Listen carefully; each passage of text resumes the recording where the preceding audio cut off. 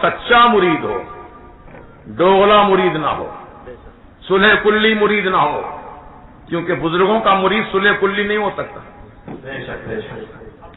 ادھر وہابیوں سے بھی ہاتھ ملا رہا ہے، ادھر سنیوں سے بھی ہاتھ ملا رہا ہے.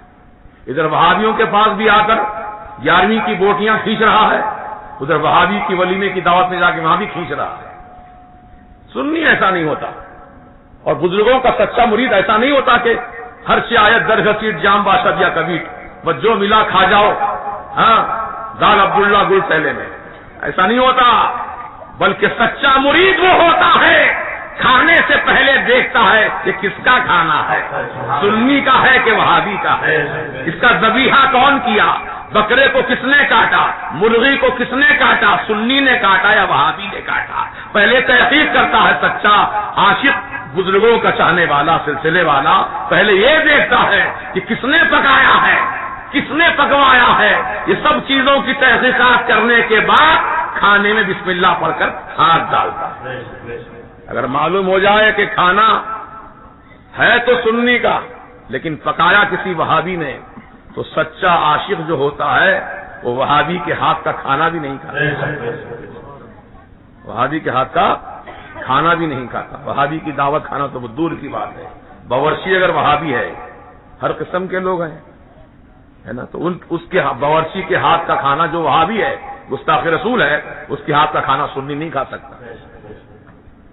یا کوئی بدعقیدہ ہے وہابی جس نے دعوت کا اہتمام کیا، تو اس کے گھر کی دعوت بھی ہم نہیں کھا سکتے، جائز نہیں ہمارے لیے کھانا. یہ میں اپنی طرف سے نہیں کہہ رہا ہوں پیارے، یہ کسی مفتی کا فتویٰ نہیں ہے، بلکہ میرے آقا کی حدیث پاک ہے. سن لو، وَإِن لَّقِيتُمُوهُمْ فَلَا تُسَلِّمُوهُمْ، جب تمہارا آمنا سامنا کسی بد مذہب سے ہو جائے، فَلَا تُسَلِّمُوهُمْ، ان کو سلام مت کرو. کس کو؟ بد مذہب کو. بد مذہب وہ ہوتا ہے جو ابھی حد کفر کو نہ پہنچا ہو. جو حد کفر کو پہنچ گیا وہ بد عقیدہ ہوتا ہے. ابھی بد عقیدے کی بات نہیں ہو رہی ہے، بد مذہب کے بھی یہ کیا کہتے ہیں کہ فرسٹ اسٹیج پر ہے. انہیں وہابیوں کے ساتھ اٹھنا بیٹھنا کھانا پینا ان کے ساتھ ہے، بد مذہب ہے یہ. اور جو پکا وہابی ہو گیا وہ بد عقیدہ ہے. تو یہاں سرکار فرما رہے وَإِن لَّقِيتُمُوهُمْ، بد مذہب سے تمہارا آمنا سامنا ہو. بد عقیدے کا تو چھوڑو، بد مذہب جو بھی پکا وہابی نہیں بنا ہے، کچا ہے، اس کچے وہابی کا تمہارا آمنا سامنا ہو، فَلَا تُسَلِّمُوهُمْ، ان کو سلام مت کرو، وَلَا تُصَافِحُوهُمْ، ان کے ساتھ مصافحہ مت کرو، ہاتھ مت ملاؤ.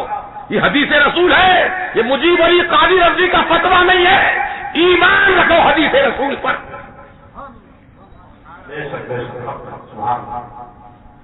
پھر آقا نے آگے فرمایا وَلَا تُجَالِسُوهُمْ، ان بد مذہبوں کی صحبت میں نہ بیٹھو، مت بیٹھو ان کی صحبت میں.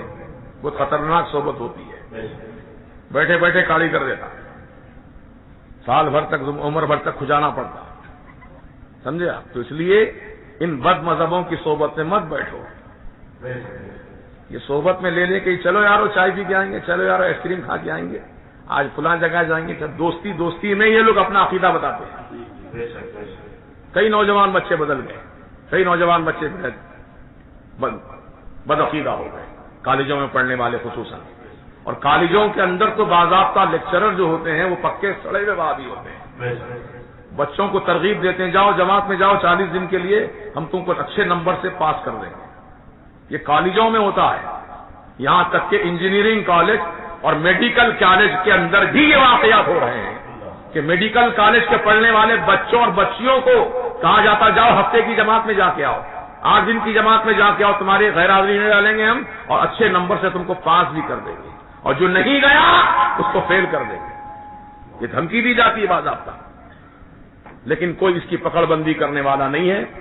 سب لمبی لمبی چوڑی چوڑی تقریریں کرتے ہیں. ہم کو رسول کے پاک کے اسوہ حسنہ پہ عمل کرنا چاہیے، ہم کو سرکار کی سیرت پہ عمل کرنا چاہیے. کہ سرکار کی سیرت پہ عمل کر لینا کہ اتنا آسان سمجھ رہے ہو تم؟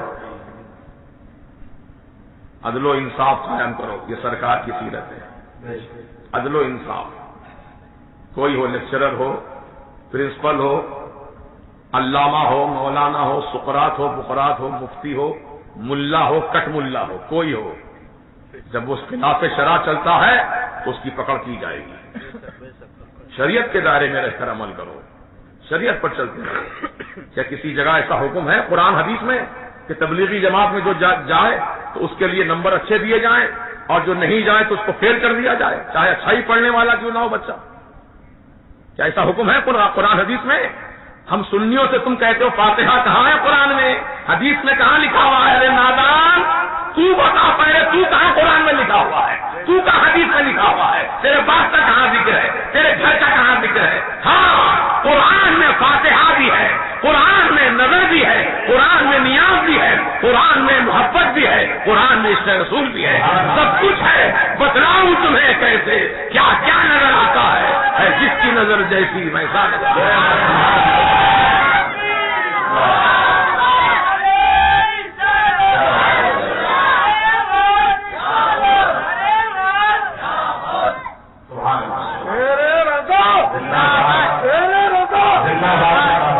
اتنے حقائق میں سمجھتا ہوں شاید ہی کوئی بیان کرتا ہوں گا۔ یہ فقیر الحمدللہ وقتاً فوقتاً تمام حقائق کو عوام کے سامنے لاتا ہے، عوام کے سامنے پیش کرتا، تاکہ ہماری بھولی بھالی عوام ان بھیڑیوں سے اپنے آپ کو بچائے جو آپ کے ایمان کے لٹیرے ہیں۔ تعلیم کے نام پر ایم ایس کالج جو آج مشہور ہو گیا پورے حیدرآباد میں، ایم ایس کالج، بچوں کو اس میں ٹیوشن پڑھانے ڈالتے ہیں۔ کہاں پڑھ رہا بچہ آپ کا؟ ایم ایس میں پڑھ رہا ہے۔ ایم ایس میں پڑھ لیا تو گویا وہ پکا کامیاب ہو جائے گا، لیکن وہاں پکا کامیاب بھی ہوگا، پکا پکوڑا بھی بن کے نکلے گا۔ سمجھ رہے؟ صرف تعلیم مت دیکھو، پہلے ایمان دیکھو۔ اگر وہ تعلیم یافتہ ہو گیا لیکن بے ایمان ہو گیا، تعلیم کے ساتھ بے ایمان ہو گیا تو تعلیم کس کام کی؟ ہاں، اگر جاہل ہے لیکن ایمان والا ہے تو پڑھے لکھے سے اچھا ہے۔ ایمان کی اہمیت ہے میاں، تعلیم کی نہیں۔ تعلیم عالم سب بات کی بات ہے، پہلے ایمان۔ اور یہ ایمان کے لٹیرے کہیں کالج کے نام پر، کہیں ٹیوشن کے نام پر، کہیں فلاں چیز کے نام پر ایمان کو لوٹ رہے ہیں نوجوانوں کے، اور نوجوان بچے بیچارے مجبور ہو کر کہ اب نہیں گئے تو کیسا ہوگا، پھر ہم کو فیل کر دیے تو پھر 4 سال پڑھنا پڑے گا، 2 سال پھر محنت کرنا پڑے گا، مجبور ہو کر بچے جا رہے ہیں۔ مسرور ہو کے نہیں جا رہے بعض بچے، مجبور ہو کر جا رہے ہیں۔ اللہ پاک ان کے ایمان کو اور مضبوط کرے۔ ابھی کبھی کا واقعہ ہے، میں نظام آباد میں تقریر کر کے آ رہا تھا، حیدرآباد اوپن یونیورسٹی میں پڑھنے والا ایک بچہ جس کا نام علی میاں ہے، اس نے مجھ سے کہا کہ ایک مرتبہ ہمارے سر نے ہم سے کہا کہ حدیث قدسی میں آیا ہے، کیا آیا ہے کہ فاتحہ نہیں پڑھنا، حدیث قدسی میں آیا ہے۔